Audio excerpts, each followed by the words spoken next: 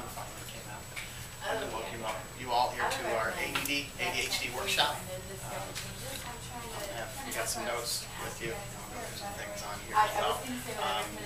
With ADHD, it's a huge spectrum on what's involved with that. Kids can be, some of the kids I work with can have issues as small as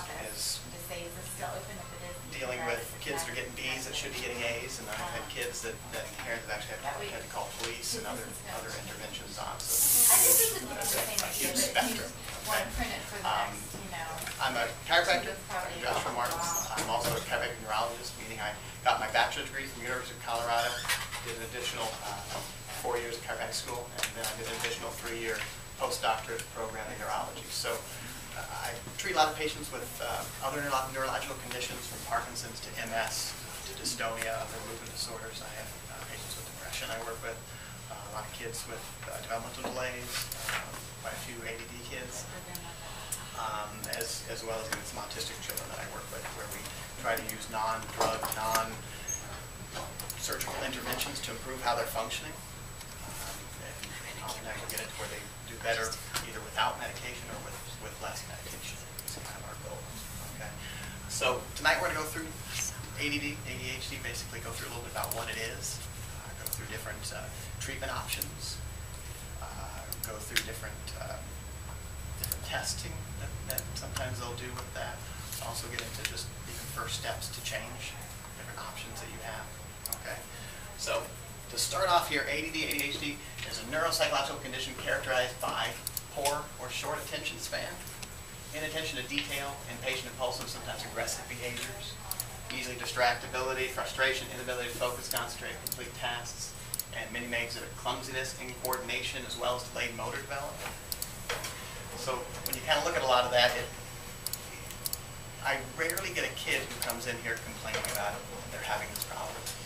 It tends to be parents, it tends to be teachers, and that's kind of the concern when it comes to a condition like this, where it's basically a group of symptoms that tend to irritate us adults. Okay, I do a workshop on childhood development. I get into how kids' brains develop and how they're different from us. And it's amazing how many times people think they're little adults, but their brain is different. Okay.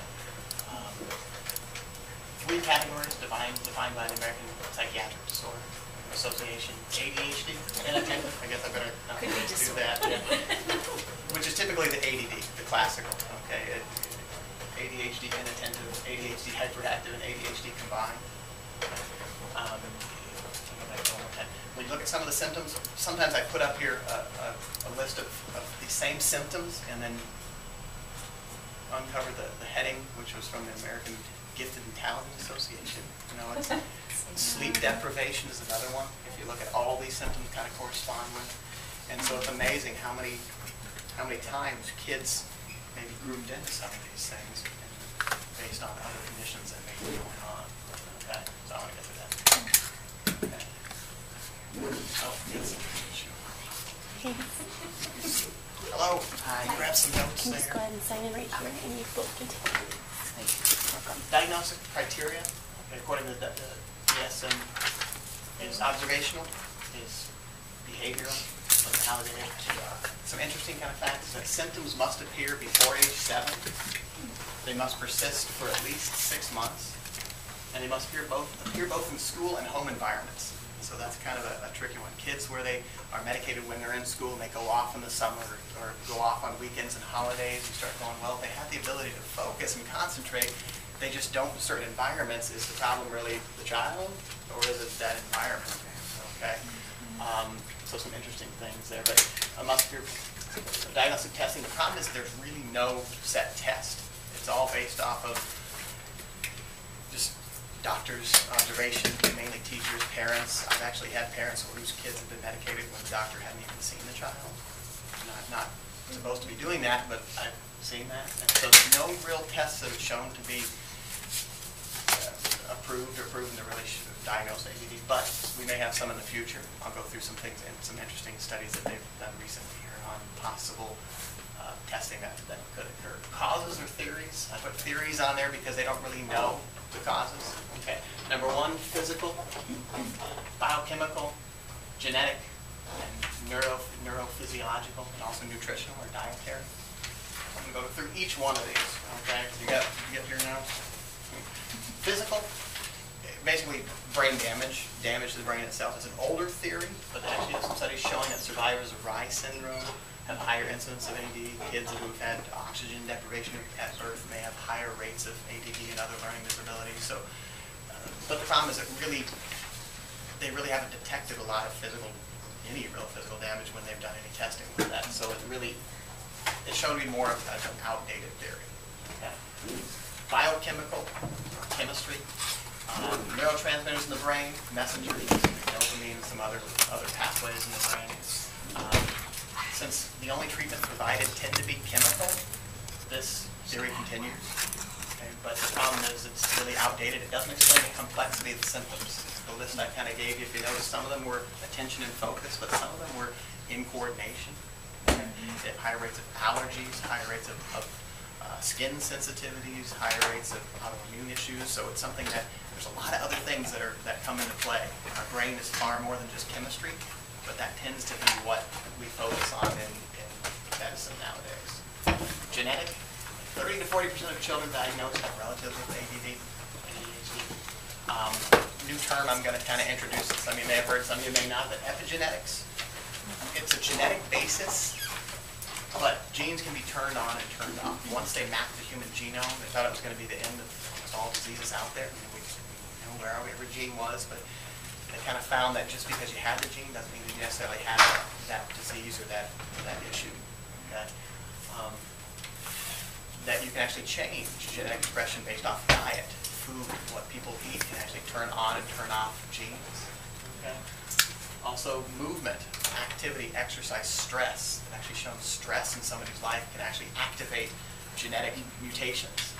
Okay? It's a survival mechanism to get into. If you're having stress with the environment, you want to make changes to your genetic materials. Hopefully your offspring will be more adapted for that environment. So some interesting things with that.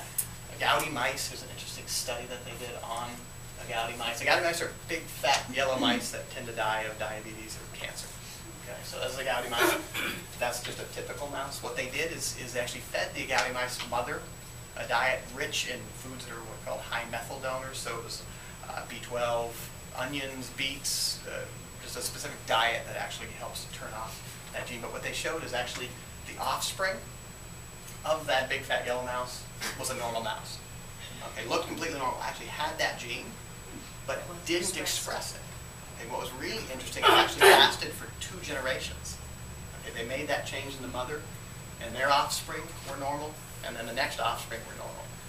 And then they went back to the big fat yellow mice that died of cancer and diabetes. So interesting that you could, with food, change genetic expression.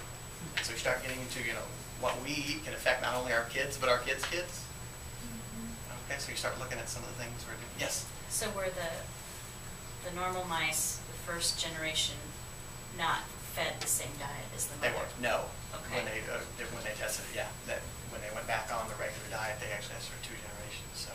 And that was just regular diet for 2 generations. So obviously, guess is if they continued on that diet. Yep.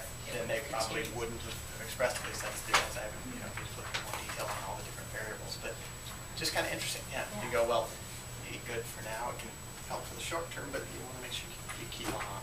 Yeah. So that's kind of interesting. Neurophysiological. Okay. If physical, chemical, genetic can't explain everything, you really get into more functional. This is really the primary cause of ADHD is how the brain is working. Okay, the electrical, chemical, everything kind of combined. So to orient first, you got your frontal brain here at the front, temporal, parietal, and then occipital more at the back. Okay, and so when I'm talking about those things, those are the different areas. So it's actually a failure of the brain's inhibitory system. Okay, your frontal striatal brain circuitry, your frontal brain actually inhibits areas further back that deal with emotion and desire and impulses. Okay, kids, that area that deals with emotion develops sooner than the area that deals with focus and control and that kind of thing. Okay, that's where a kid sees something, they want to have that now. It's because their brain doesn't rationalize your birthday's next week or Christmas is in a month or something like that. If they don't get it now, they're never going to get it. Okay? And that's what they truly believe. Okay? So it's something that frontal brain isn't quite working well enough to control those impulses. So they see something and they just grab it. I had a kid that I was treating once that was sitting in the back of the classroom and took a paper clip and stuck it through his eraser and turned it around so he had two ends and then stuck it in the plug-in. He was a teenager and he knew what was going to happen. You know, that its frontal brain works, it just didn't connect with the impulsive side further back, and so he just stuck it in, so lights went out, not yet. But it's something that their brain just doesn't work the same as us. Okay, there's actually some interesting studies, some functional MRI studies that they've shown actually decreased volume in brains of kids that were treated with ADD. They actually showed 5% decrease, smaller frontal lobe. The basal ganglia were 7% decrease, cerebellum was 11 to 15%. And they actually noted that this wasn't any kind of structural damage, it was just a delayed development. Okay, so these kids on average, when I deal with several neuropsychologists that I talk to, they'll say that the kids tend to be about 3 years behind other kids typically at that age. Catch up. Well, that's the key, is ideally we want to do things so that they can catch up and not just rely on other treatments to kind of sort it out. So you're saying that kids that are treated tend to be slower learners, is that what that, or you're just saying kids with ADHD? They tend to have, the study just showed just the areas of the brain were smaller. Okay. Just less developed. There's some other studies I could too about. Of the kids that were diagnosed with it? Yeah, Not the kids that were being treated. This one didn't take into account treatment at all. I got you. It just, in general, kids with ADD, they showed some of these. The problem was they don't have a big enough pool to really use it to diagnose. Because this is where it's going to be some interesting things to look at later on, that you know, if they can kind of get enough and use some of these things to help diagnose kids that have issues. So, but the key learn is it wasn't damage, it was just a delayed development. Okay, so